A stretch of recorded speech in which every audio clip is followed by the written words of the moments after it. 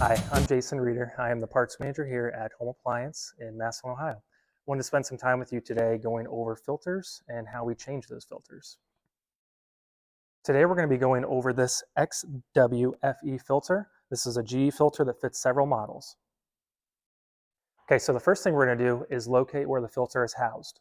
As we open up the fridge, we're going to find the filter on this refrigerator in the door. Go ahead and open up the cover to reveal the filter. Once the filter is revealed, we're actually going to slide the filter out of the plastic holder, and we're going to give the filter a twist counterclockwise, and then we can pull the filter out. So we're going to open up the filter package. As we do that, you're going to reveal the filter.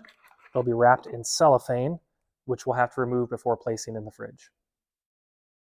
With the cellophane taken off the filter, you'll notice that you do have some notches here on the top. Those notches will actually correspond with the filter head.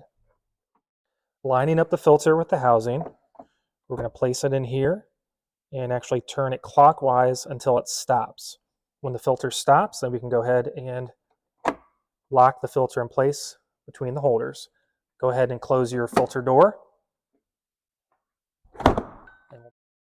As of now, some refrigerators require you to reset the filter status. In this case, this GE refrigerator does not have to be reset. After the filter is replaced, it's important to purge all of the air out of the water line. The best way to do this is to use a cup or a pitcher and run approximately 1 to 3 gallons of water into the pitcher and dump that water out. GE wants you to use certified filters.